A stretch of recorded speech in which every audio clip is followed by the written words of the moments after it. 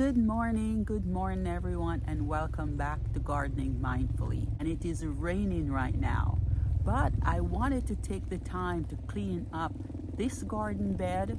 This is where I had my watermelon, my butternut squash, and some tomatoes growing. And I would like to go ahead and clean up this garden bed and add some Swiss chard. These are the Swiss chard that I'll be adding to this garden bed. I love Swiss chard because I enjoy seeing the beautiful stalks growing in the garden.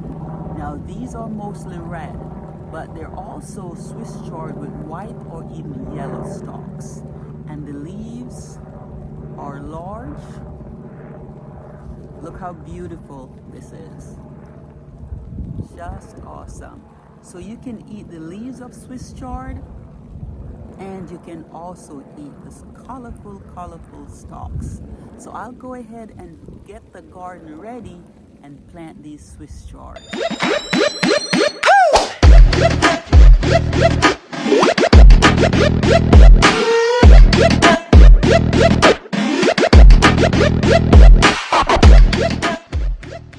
This raised garden bed is made from galvanized metal, and it's approximately 4 feet wide and 8 feet long.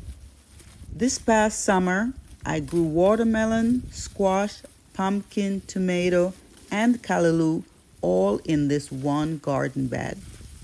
Now I'm getting it ready to transition over to plant my Swiss chard, which is a winter hardy vegetable in zones 5 to 9, which is perfect for me here in zone 8A. So these are the vines from some of my watermelon that I had growing in this garden bed. I'm removing them. Everything that you see me removing from this garden bed will actually end up in my compost pile. So they will not be going out in the trash.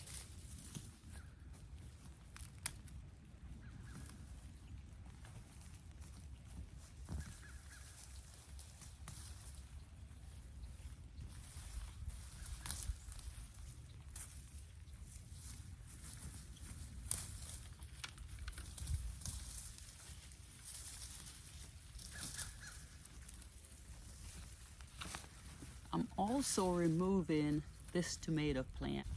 The tomato plant still looks green and has blooms on it. However, this late in the season, with this being November, they will not actually fruit. So there is no point in letting it continue to grow in the garden. Now I'm removing the rest of the tomato plants and the tomato cages. Then I will go back through and look for any old roots that are left in the garden.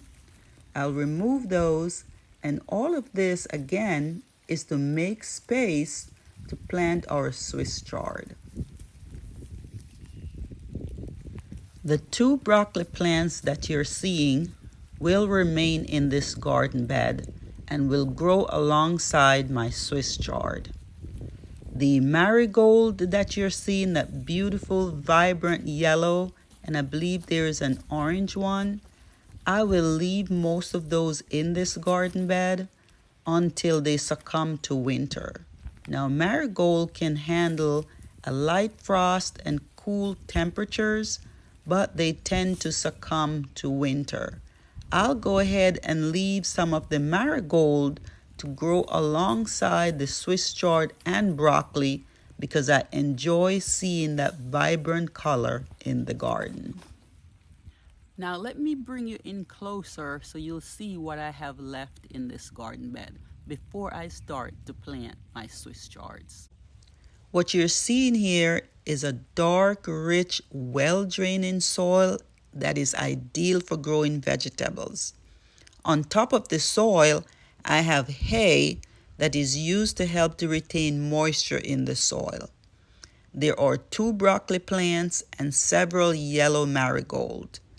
Now I will not be keeping all of the marigold. Once I get the Swiss chard in, I will determine which marigold is left. But I will definitely keep some of the marigold because I just love to see that pop of color in the garden.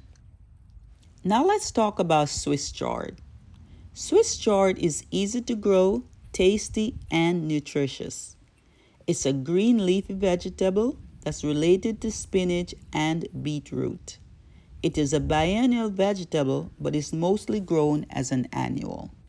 To grow Swiss chard, it's important to choose a location that receives full sun or even part sun. The soil should be well draining, moist, and fertile with lots of organic matter. Swiss chard has large leaves that are shiny with eye-catching leaf stalks.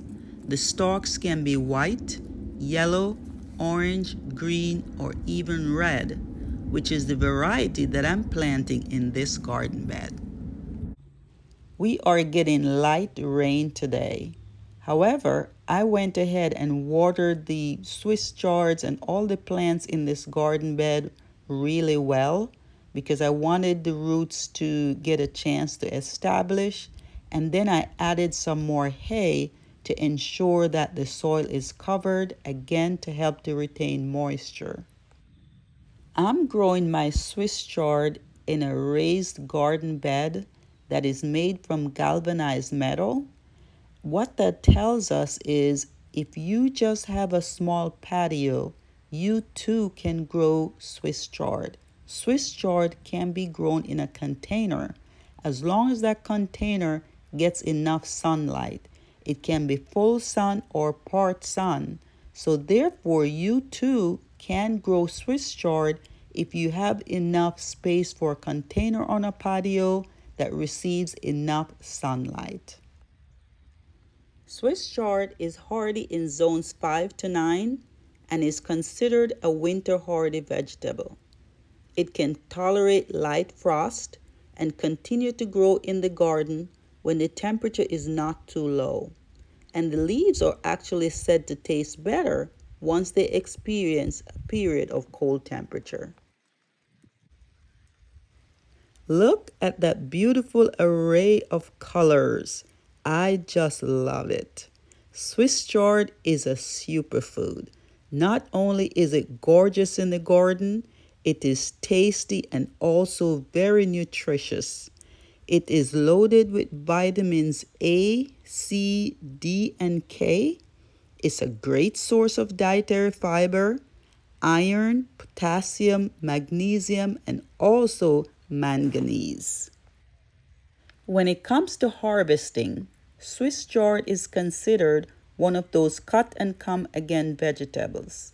What that means is we harvest Swiss chard by cutting individual leaves. So harvesting is a continual process. Because Swiss chard is hardy in zones 5 to 9, I'll be able to harvest Swiss chard leaves into the winter months. So how can we eat Swiss chard? Tasty and nutritious, Swiss chard may be eaten raw, can be used in salads, stir fries, soups, or even in omelets. The leaves are large enough to be used as a tortilla wrap, but I think it's best when sauteed or lightly steamed. Some varieties may even keep their color when cooked. In this video, I planted some beautiful Swiss chard. Swiss chard this time of the year adds a lot of color to the garden, which just brings joy to my heart. I enjoy eating Swiss chard, but I mostly love to see the color in the garden. You'll also notice that I left some of the marigold that was growing in this garden bed. Now it is November and they won't last much longer, but I also love to see the color. So once the marigold are over, I'll just pull them out. I also transplanted about 4 broccoli that I had growing in another garden bed. And the reason for transplanting those into this garden bed is that they were being eaten by bugs. And the idea here is to add some sort of a netting later on to protect the Swiss chard and the broccoli from pests. So let me know Isn't this a beautiful, colorful garden? I am really excited. And don't forget to like, share, and subscribe if you have not yet subscribed to the channel. Thank you so very much for watching, and I hope you will tune in as I provide updates on how my Swiss chard and broccoli is growing. Have a blessed day, everyone, and thank you again for tuning in to Gardening Mindfully. Bye for now.